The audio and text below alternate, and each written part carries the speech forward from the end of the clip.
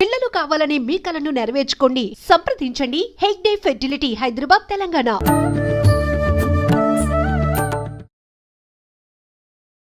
నమస్కారం, welcome to I dream. ధర్మ మార్గం విత్ విజిత కార్యక్రమానికి స్వాగతం. ప్రస్తుతం మనతో పాటు ఉన్నారు విశ్వపతి టీవీఆర్కే మూర్తి గారు. ఇప్పుడు వారితో మాట్లాడి శ్రీరామనవమి విశిష్టత గురించి, అసలు శ్రీరామనవమి ఆ రోజునే ఎందుకు జరుపుకోవాలి, మామూలుగా మనకు వివాహాలు నవమి రోజున చాలా తక్కువగా చూస్తుంటాము, ఎక్కువగా వివాహాలకి మనం ఆ రోజుని ఎంచుకోము, కానీ ఎందుకు రాముల వారి కళ్యాణం ఆ రోజునే జరిగింది, ఇలాంటి మరిన్ని విషయాలు ఇప్పుడు వారితో మాట్లాడి తెలుసుకునే ప్రయత్నం చేద్దాం. నమస్తే అండి. నమస్కారం తల్లి. శ్రీరామనవమి మనకు కొద్ది రోజుల్లో రాబోతోంది. రాముడిని మనం ఆదర్శంగా, రాముడు సీతల్ని మనము అందరము కూడా ఆదర్శంగా తీసుకోవాలి అని చెప్పి అంటారు. ధర్మము అనగానే రామో విగ్రహం ధర్మ పోలుస్తుంటారు. అయితే ఆయన గురించి ఎంత మాట్లాడుకున్నా తక్కువే. ప్రత్యేకించి శ్రీరామనవమి రోజున పట్టాభిషేకం, కళ్యాణము, రకరకాల మహోత్సవాలు ఆ రోజున చేస్తూ ఉంటారు. ఆ రోజునే జరిపించడానికి కారణం ఏమైనా ఉందా? అసలు రామనామంలోనే ఎంత ఎంత వైభవం ఉంటుందో అన్నమాట. అసలు ఎంత పుణ్యం అంటే మనకి ఒక్కసారి రామ అని పిలిస్తేట ఎన్నో జన్మల్లో చేసుకున్న పాపాలన్నీ నశిస్తాయి మనకి.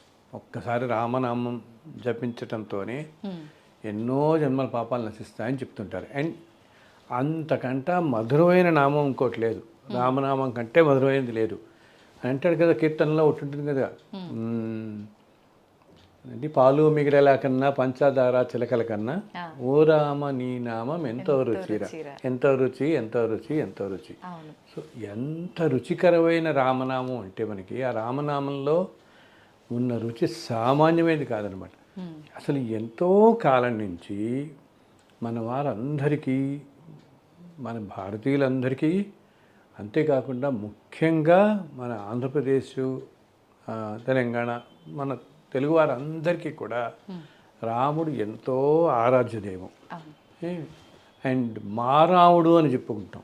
అసలు రామాలయం లేని ఒక కాలం దాకా ఊరు కానీ, అంతేకాదు అది చెప్తాం కదా అందరం, రామాలయం లేని ఊరు ఉండదు. అలాగే ఏదో విధంగా రాముడి పేరు లేని కుటుంబాలు కూడా ఉండవు, అవునా? మొన్నమొన్నటి దాకా, ఇప్పుడంటే మోడర్న్ టైమ్స్ వచ్చి రకరకాల పేర్లు పెట్టేస్తున్నారు, కానీ మొన్నమొన్నటి దాకా రామారావు, రామచంద్రరావు, రామిరెడ్డి, రామకిషన్, రామకృష్ణారావు, ఇంతే కదా. అంతే రాముల వారికి సంబంధించిన భారం ఉన్న కుటుంబంలో మీ అన్నో, బాబాయో, అన్నో, తమ్ముడో ఎవరో ఒకరికి ఈ పేర్లలో రాముడి పేరు ఏదో ఒకటి. ఇప్పుడు రఘురామని, రఘురామారావు, రఘోత్తమ, ఇట్లా ఏదో విధంగా రాముల వారికి సంబంధించింది. రాముడు అనేవాడు అందరి మనవాడు అనమాట. రాముడు అంటే మనవాడు అంతే. ఎందుకంటే మనం చూస్తుంటాం ఎంత ప్రాణంగా మనకి. అసలు ఎందుకు ఎవరినైనా జంట ముచ్చటగా ఉంటే సీతారాములాగా ఎంత ముచ్చటగా ఉన్నారంటాం వాళ్ళని మనం కదా. అలాగే ఎవరైనా చక్కగా ఉంటే సీతలాగా చక్కగా ఉంది పిల్ల అంటాం.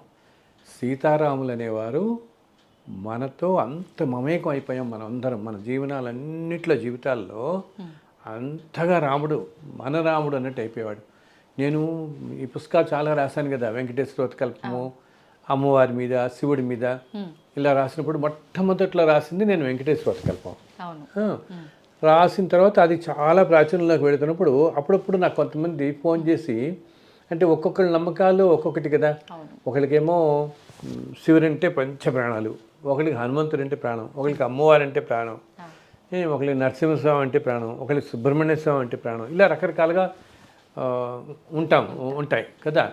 సో ఈ వెంకటేశ్వర వ్రతకల్పం ప్రాచుర్యంలో బాగా వెళ్ళిపోతుంటే ఊళ్ళ నుంచి నాకు అప్పుడప్పుడు కొంతమంది ఫోన్ చేసి అంటుండేవారు, స్వామి వెంకటేశ్వర వ్రతకల్పం రాశారు, చాలా బాగుంది, కొంచెం నాకు చాలా శివుడు అంటే చాలా ఇష్టం, మీరు శివుడి మీద ఎప్పుడు రాస్తారు అని అనేవారు. అలాగే కొంతమంది ఎవరన్నా ఫోన్ చేసి సుబ్రహ్మణ్య స్వామి మీద ఎప్పుడు రాస్తారు, నాకు చాలా ఇష్టం అండి, నేను ఎప్పుడు సుబ్రహ్మణ్య స్వామి గుళ్ళన్నీ వెళ్తుంటానంటారు. ఇంకొక ఆయన నాకు ఫోన్ చేసి నాకు హనుమంతుడు అంటే చాలా ఇష్టం, హనుమంతుడి మీద ఎప్పుడు రాస్తారని ఇంకోళ్ళారు. ఇంకొక ఆవిడేమో నాకు అమ్మవారు చాలా ప్రాణం, మాకు నేను ఎప్పుడూ లలిత సహస్రనామాలు చదువుతున్న, అసలు అమ్మ అంటే నాకు ఇంకా పంచ ప్రాణాలు, అమ్మవారి మీద ఎప్పుడన్నా రాయండి ఒకటి వతం అని ఉంటేవాళ్ళు. ఇలా అడుగుతుండేవాళ్ళ. విచిత్రంగా ఇలాగే ఉంటుండగా వరంగల్ నుంచి ఒకసారి ఒక ఆయన నాకు ఫోన్ చేసి, మీ పుస్తకాలన్నీ చాలా బాగున్నాయండి, మా రాముడి మీద ఎప్పుడు రాస్తారు మీరు అన్నాడు. రాముడు వారి దగ్గర ఆ? వీళ్ళందరూ మిగతా వాళ్ళందరూ నాకు సుబ్రహ్మణ్య స్వామి ఇష్టం, సుబ్రహ్మణ్య స్వామి ఇప్పుడు రాస్తారు, శివుడు అంటే ఇష్టం, శివుడు ఇలా అన్నారే కానీ రాములు వారి మీద అడిగిన వాళ్ళందరూ నన్ను ఏమన్నా తెలుసా, ఏమంటే మీ పుస్తకాలు చాలా బాగున్నాయి, మా రాముల మీద పెట్టి రాస్తారు మీరు, రాముడు మా రాముడు అయ్యారు. ఇప్పటికీ నేను మర్చిపోలేనే అండి.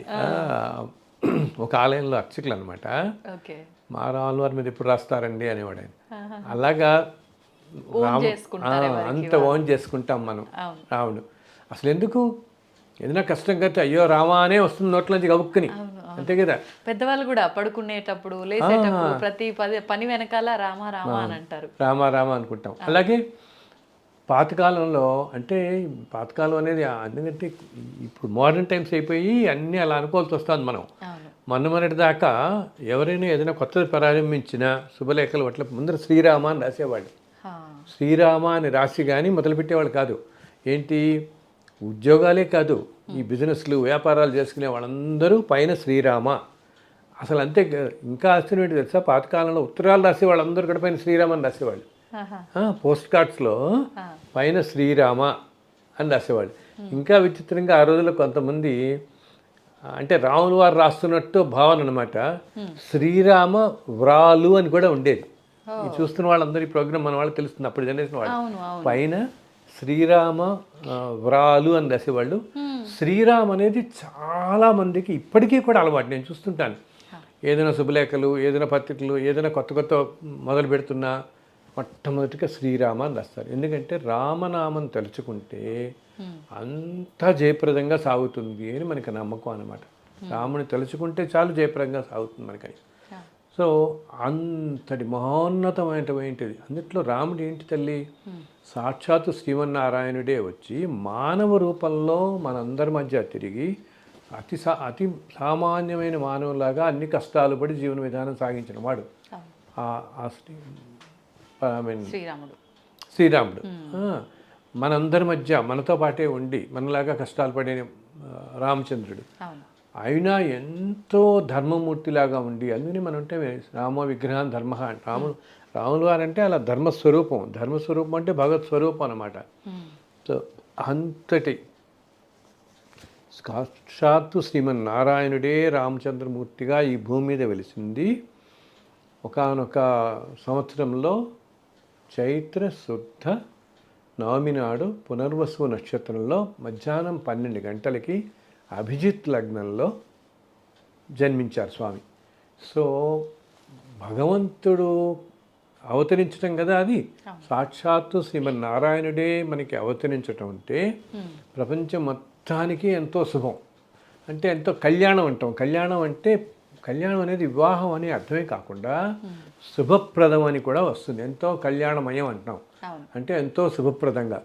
సో భగవంతుడు ఈ భూమి మీద అవతరించడం అనేది ఎంతో కళ్యాణం, సమస్త విశ్వానికి కళ్యాణకరం అన్నమాట. అందుకని ఆయన జన్మదినం రోజున మనం సీతారాముల కళ్యాణాన్ని అంత వైభోగం చేసుకుంటాం. జన్మదినం ఆయన వచ్చిన రోజున మనకి భూమి మీదకి వచ్చి మనందరినీ కాపాడడానికి, రక్షించడానికి వచ్చిన రోజున కాబట్టి ఆ స్వామి అవతరించడమే ఈ సమస్త విశ్వానికి కళ్యాణకరం. అందుకని ఆ రోజు మనం ఆ ముహూర్తంలో సీతారాముల కళ్యాణాన్ని వైభవంగా ప్రపంచం అంతా ఎంతోమంది ఎన్నో ఆలయాల్లో చేస్తారు. మనకి ఎప్పుడో తరతరాలుగా ఆనవాయితీగా భద్రాచలంలో ఎంతో వైభవంగా మనకి ఏప్రిల్ నెలలో శ్రీరామనవమి వస్తూ ఉంటుంది. ఇప్పుడు నవరాత్రులు వస్తాయి కదా, ఉత్సవాలు మనకి ఉగాది నుంచి. ఆ నవరాత్రుల్లో నవమి రోజు మనకి 9వ రోజు ఎంతో వైభవంగా శ్రీరామనవమి మనం సీతారామ కళ్యాణం జరుపుకుంటాం మనం అన్నమాట. అవును అవును. అయితే ఇప్పుడు మీరు ఎలాగో భద్రాచలం అన్నారు కాబట్టి భద్రాచలంలో స్వామివారి కళ్యాణం ఎంత విశిష్టత ఉందో అక్కడ ఉండే ఆ తలంబ్రాలు, ముత్యాల తలంబ్రాలకు కూడా అంతే విశిష్టత ఉంది. ఇంకొకటి ముఖ్యంగా మనకు తలంబ్రాలు అనేసరికి అందరం కూడా పసుపు రంగు గుర్తొస్తుంది, కానీ భద్రాచలంలో ఎరుపు రంగు అక్షతలన్నీ కూడా అక్కడ తలంబ్రాలు. ఎందుకంటే తల్లి దానికి ప్రత్యేకం అంటూ ఏమి లేదు. ఆ తలంబ్రాలు ఏంటంటే దాంట్లో వాళ్ళు పన్నీరు కూడా కలుపుతారనమాట. ఇది ఎప్పటి నుంచో కూడా ఇప్పుడు భద్రాచలం ఇదంతా కూడా గోల్కొండ నవాబు కింద ఉండేది కదా. సో ఆ రోజుల్లో కళ్యాణానికి అప్పుడు ఈ దాంతో మామూలు మన తలంబ్రాలతో పసుపుతో మనం చూసిన తలంబ్రాలలో వాళ్ళకి ఆ పన్నీరు కలపడం కూడా సాంప్రదాయకంగా వచ్చింది. ఆ రోజుల నుంచి అదే కొనసాగుతోంది. అందుకని ఎర్రగా ఉంటాయి అన్నమాట. ఇంకోటి విశేషం చూడు, రాముల వారిది సీతారాముల వాళ్ళది ఎంత మంగళప్రదం, ఆ కళ్యాణం అనేది ఎంత విశిష్టం అని అంటే ఆల్మోస్ట్ నిన్న మొన్నటి దాకా ఇప్పటికీ కూడా చాలా కుటుంబాలలో మన శుభలేఖలో మొట్టమొదటిది శ్లోకం వేస్తారు. జానక్య కమలాంజలి పుట్టే అని ఒక శ్లోకం ఉంటుంది. శ్రీరామ వైవాహిక అని చెప్పి పూర్తవుతుంది ఆ శ్లోకం. ఆ శ్లోకంలో అర్థం ఏంటంటే అమ్మవారి చేతిలో తీసుకున్న తలంబ్రాలు ఉన్నాయి కదా, చేతిలో తీసుకున్న తలంబ్రాల్లో అమ్మవారి చేతులు మహాలక్ష్మి చేతులు ఎర్రగా ఉంటాయట. ఈ ఎర్రగా ఉన్న అమ్మవారి చేతుల్లో వస్తున్నటువంటి ఆ తలంబ్రాలు స్వామివారి మీద అలా పోస్తుంటే స్వామి ఏమిటి ఎంతో తెల్లగా మెరిసిపోతూ ఉంటాడు. ఏమిటి అసలు ఆ ముత్యాలతో కలిపి వేస్తారు కదా, తెల్లటి ముత్యాలు ఆయన మీద పడగానే నీలంగు సంతరించుకుంటాయి ఆ ముత్యాలే. అవి అంత అలా రంగులు మారుతూ ముందు నీకు ఎర్రగా కనపడతాయి ముత్యాలన్నీ. స్వామి తల మీద అలా ధారగా కాడుతున్నప్పుడు తెల్లగా కనపడతాయి. ఆ ధార శరీరం మించి ఇలా జారుతుంది కదా, ఆయన జారుతున్నప్పుడు ఆ నీలం వర్ణం దీని మీద రిఫ్లెక్ట్ అయ్యి ఈ ముత్యాలన్నీ నీలంగా కనపడతాయి. సో ఆ శ్లోకం అర్థం ఇదే అన్నమాట. ఆ శ్లోకం ఉంటే ఎంతో వైభవంగా మంగళప్రదంగా ఉంటుంది వధూవరులకి అని ప్రతి శుభలేఖలోనూ పైన ఇది రాసేవాళ్ళు. ప్రతి శుభలేఖలోనూ నిన్న మన ఇప్పటికీ చాలా కుటుంబాల్లో మొట్టమొదటి మనం చూస్తే అదే ఉంటుంది. జానక్య కమలాంజలి పుట్టే అంటూ 4 చరణాలతో వస్తుందన్నమాట. ఆ శ్లోకం రాస్తాం మనం. దానికి అర్థం ఇది. అమ్మవారి చేతిలో నుంచి వచ్చిన ముత్యాలు ఎర్రటిగా కనపడుతున్న ముత్యాలు రాముల వారి మీద పడుతున్నప్పుడు తెల్లగా, తర్వాత ఆయన శరీరం కాంతి అంతా నీలం కాంతి కదా, నీలంగా మెరిసిపోతూ ఉంటాయి అని. ఇవి ఏంటంటే ఇవి మానవులందరికీ ఏ ఏ గుణాలు ఉన్నాయో ఆ గుణాలకి ప్రతీకగా చెప్తారు. రజోగుణం, తమోగుణం, సత్వగుణం ప్రధానంగా మనం ఉండాలి అని. ఈ గుణాలకి ఆధారంగా ఆ రంగుల్ని అలా చెప్తామన్నమాట. ఈ 3 ఇవన్నీ కూడా మానవులందరూ ఈ గుణాలతో పాటు ఉంటారు, ఇది ప్రతిబింబిస్తూ ఉన్నట్టని. అండ్ ఆ తలంబ్రాలు ముత్యాల తలంబ్రాలు ఎంతో అందరికీ ఆశీర్పూర్వకంగా వాళ్ళందరూ ఇస్తారు మనకి అది. అండ్ ఎంతో ముచ్చట అనమాట. సీతారాముల కళ్యాణాన్ని తిలకించటం అది కూడా ఏంటి, ఆ కళ్యాణం సీతారామ కళ్యాణంతో ప్రపంచం మొత్తం కూడా కళ్యాణంగానే ఉంటుందని. భగవంతుడి కళ్యాణం ఎందుకు చేసుకుంటాం మనం?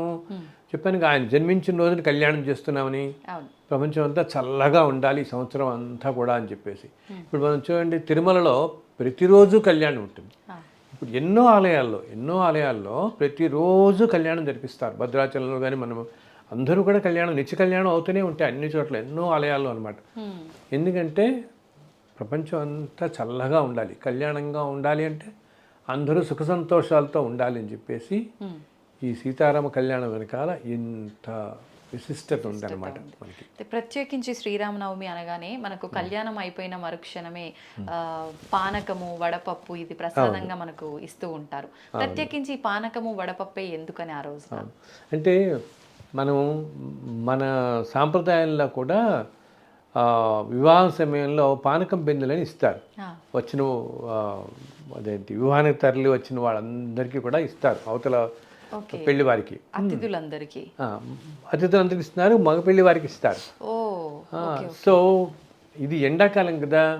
సో ఈ ఎండాకాలంలో వాళ్ళు ఎంతో వస్తారని చెప్పి పాపం కష్టపడి వచ్చారు అని చెప్పి చల్లగా ఉండడానికి, శరీరానికి చల్లటిదనం కలగడం కోసం వాళ్ళకి ఈ పానీయం యాక్చువల్గా నిజం చెప్పాలంటే మొట్టమొదటి రోజుల్లో ఇది తేనెతో చేసేవాడు, తేనె నీరు ఇచ్చేవారు.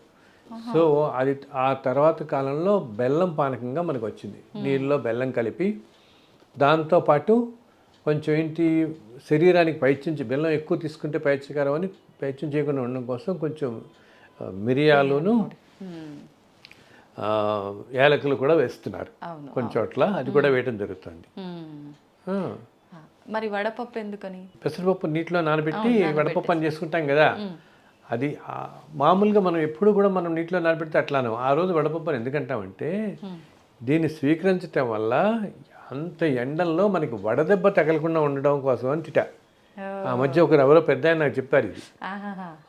నేను ఇలాగే అడిగితే ఆయన చెప్తారు, ఆయన శ్రీరామనవమికి మీరు ఎప్పుడన్నా చూడండి భద్రాచలం వెళితే ఎంత వేడి ఉంటుందంటే, ఏప్రిల్లో వస్తుంది కదా, ఇప్పటికి ఇంకా పీక్ సమ్మర్లో ఉంటాం అన్నమాట. సో వచ్చిన అతిథులు అందరూ వడదెబ్బ తగలకుండా ఈ వడపప్పు, ఈ పానకం, సో ఇది విశిష్టంగా ఇప్పుడు ఒక్కొక్క ఆలయాల్లో ఒక్కొక్క మనకు తిరుమల అనగానే లడ్డు వెంటనే మనకు గుర్తొచ్చేది కదా, లడ్డు ప్రసాదం, వడ ప్రసాదం గుర్తు. సో భద్రాచలం అనగానే సీతారామ కళ్యాణం, వడపప్పు, పానకం, తలంబ్రాలు, ముత్యాల తలంబ్రాలు, పానకం, ఇవి గుర్తొస్తాయి. ఈ విశిష్టత ఇదేనమాట. ఓకే, అయితే ఎలాగూ మనం శ్రీరాముని టాపికే మాట్లాడుకుంటున్నాం కాబట్టి నాకు ఒక చిన్న డౌట్. అంటే సీతారాములు ఇద్దరిని ఆదర్శంగా తీసుకోవాలి భార్యాభర్తలు ఇద్దరు కూడా అని అంటారు కదా, అయితే కొంతమంది అంటారు ఎందుకు ఆదర్శంగా తీసుకోవాలి అంటే పెళ్లి చేసుకున్న తర్వాత వనవాసం అని చెప్పి అడవులకు తీసుకెళ్ళటము అంటే కష్టాల పాలు చేసినట్టు, అక్కడికి వెళ్ళైనా కలిసి ఉన్నారా అని అంటే అలా కూడా కాదు, మళ్ళీ వారిద్దరి మధ్య ఎడబాటు, మళ్ళీ ఆఖరణ సరే సీతమ్మ వారు వచ్చిన తర్వాత అయినా ఆమెని అక్కును చేర్చుకున్నారా అంటే అక్కడ కూడా మళ్ళీ అగ్ని ప్రవేశం అని చెప్పి రకరకాలుగా, అంటే ఏ రకంగా ఆదర్శంగా తీసుకోవాలి అని దానికి అంటే ఏ రకంగా అంటే ఇది మనం ఇప్పుడు ఇంత అరగంటలో చెప్పలేని తల్లి, మొత్తం రామాయణం గురించి చెప్పాల్సి వస్తుంది. ఇది చెప్పాలంటే ఎందుకు సీతారాములు ఆదర్శం అయ్యారు ఆ జంట ప్రపంచానికి ఈ రోజునంటే, రాముడి వెంట సీత అలా నడిచింది ఇంకేం మాట్లాడకుండా. అవునా, ఆయన రాముడు తెల్లవారితే పూర్తి పట్టాభిషేకం అయ్యి మహాచక్రవర్తి అవ్వాల్సిన వాడు వెంటనే అడవులకి వెళ్ళిపోయాడు కదా. సీతమ్మ వారు కూడా అది కూడా ఏమిటి, అన్ని ఆభరణాలు తీసి నారస్తు చీరలు ధరించి ఆయనతో పాటు మన్నాళ్ళు వనవాసానికి వెళ్ళింది కదా. అంతేకాకుండా ఎన్నింట్లో ఎన్నో విషయాల్లో ఎప్పుడూ రాముడి అసలు కొన్ని చోట్ల శాస్త్రాల్లో చెప్పబడుతుంది రాముల్లో ఉన్న శక్తి అంతా అమ్మవారిదే అంటారు. సీతాదేవిదే శక్తి, సీతమ్మవారిదే శక్తి అని. అంత శక్తి స్వరూపం అన్నమాట అమ్మవారు వచ్చింది. సో ఎన్నో దృష్టాంతాలు మనకు కనపడతాయి రామాయణంలో. వాటిలన్నింటినీ కూడా ఎంతో ఆదర్శంగా ప్రపంచాలకి నిలిచిన మూర్తులు అన్నమాట ఆ సీతారాముల జంట మనకి. అందుకని మనం అంత ఆదర్శంగా తీసుకుంటాం. ఇంకా వివరంగా చాలా ఉన్నాయి రామాయణంలో మనం చూసుకుంటే, చెప్పుకుంటూ వెళితే ఎన్నెన్నో సంఘటనలు కనిపిస్తాయి మనకి. అన్నీ కూడా విశిష్టత, ఎందుకు అంత విశిష్టత, అన్యోన్య దాంపత్యం, కష్టాలు పడ్డారు ఎంతో, అంటే సామాన్య మానవులు లాగానే భరించారు ఆ కష్టాలన్నీ, చూశారు, అన్నీ పడ్డారు. మళ్ళీ అదేంటి, భూమి మీదకి ఒక కార్యార్థమై ఒక ప్రత్యేక కార్యం కోసం అవతరించిన మూర్తులు కాబట్టి ఇద్దరు వాళ్ళు. కానీ భూమి మీద ఉంటున్నప్పుడు ఇప్పుడు శ్రీకృష్ణుడు ఉన్నాడు, శ్రీకృష్ణుడు ఎన్ని కష్టాలు పడ్డాడు, ఎన్ని అవమానాలు పడ్డాడు. సాక్షాత్తు శ్రీమన్నారాయణుడే కృష్ణుడిగా అవతరించినా కూడా అలాగే ఆయన ఉన్న కాలంలో ఆయనని భగవంతుడే అని తెలుసుకున్న వాళ్ళు అందరు లేరు కదా. ఇప్పుడు రాములు ఉన్న కాలంలో కూడా రాముడు భగవంతుడే అని అందరూ ఇప్పుడు రావణుడే ఒప్పుకోడు కదా. ముందు ఎంతోమంది భగవంతుడని కాదు సామాన్య మానవుడిలాగానే చూసేవారు కదా. అలా కానీ మనందరి కోసం నిలబడి లోక కళ్యాణం కోసం అవతరించిన మూర్తులు ఆ భగవంతుడు అనమాట. సో ఆ సీతారాములు అన్యోన్యత అనేది మనకి ఎప్పటి నుంచో వస్తున్నది, దానికి ఎంతో విశిష్టత ఉంది. అందుకని సీతారాముల్లాగా చల్లగా ఉండండి అని అంటాం, సీతారాముల్లాగా జంట ఉంది అని అంటాం. మీరు అన్నది కరెక్ట్ అయినా దానికి ఈ వెనకాల వాళ్ళ అన్యోన్య దాంపత్యానికి, ఆ విశిష్టతకి ఎన్నో దివ్యమైన ఏమంటామంటే ఎన్నో సూక్ష్మ రహస్యమైనటువంటి విశేషాలు చాలా ఉన్నాయి దాంట్లో. ఆ రామాయణం మొత్తంలో చాలా చోట్ల ఉన్నాయి, చాలా, అది మనకి గబుక్కుని అర్థం కావాలన్నమాట చెప్తే. అవును. సంతోషం అండి, చాలా మంచి విషయాలు తెలియజేశారు. శ్రీరామనవమి విశిష్టత గురించి, ముఖ్యంగా తలంబ్రాల యొక్క ఆ చిన్న రహస్యాన్ని కూడా తెలియజేశారు. ధన్యవాదాలు. అవును, చాలా చాలా సంతోషం తల్లి. సీతారామచంద్రుల వారి గురించి ఇలా మాట్లాడుకోవటం కాసేపు ఎంతో సంతోషం అనిపించింది. అసలు నాకు అనుకున్నాగా రాముడి పేరు లేని ఇల్లు ఉండేది కాదు. అంతదాకా దానికి మనం సినిమా రంగం తీసుకుంటే రాముల వారి మీద వచ్చిన పేరుతో సినిమాలు ఎక్కడ రాలేదు. లవకుశ దగ్గర నుంచి ఓల్డ్ మూవీస్ అన్ని కూడా ఎన్ని ఓల్డ్ మూవీస్ ఇప్పుడు మన సీతారామం అనేది వచ్చినట్టుంది కదా. ఆ రోజుల నుంచి లవకుశ నుంచి సంపూర్ణ రామాయణం కానీ ఎన్ని సీతారామాంజనేయ యుద్ధం అని వచ్చింది, ఎన్ని రకాలు ఎన్ని సినిమాలు వచ్చాయో రాముడి పేరుతో. మన అందరి జీవితాల్లో ఆ రామ శబ్దం, రామనామం, రామరూపం, ఆ శ్రీరామ తత్వం అనమాట. ఆ తత్వాన్ని మనం అర్థం చేసుకుంటే అంతకంటే పుణ్యం ఇంకొకటి లేదు, అంతకంటే జ్ఞానం లభించదు. అది ఆ రామచంద్రుల వారిని, సీతారామచంద్రుల వారిని మరొక్కసారి ఈ సందర్భంగా మీ వల్ల తలుసుకునే భాగ్యం కల్పించినందుకు మీకు నా కృతజ్ఞతలు. అలాగే హనుమత్ లక్ష్మణ సమేత శ్రీ సీతారామచంద్రుల వారు మనందరినీ చల్లగా చూడాలని ఆ రామచంద్రమూర్తిని అందరినీ ప్రార్థిస్తున్నాను తల్లి. ధన్యవాదాలండి. జై శ్రీరామ్. జై శ్రీరామ్.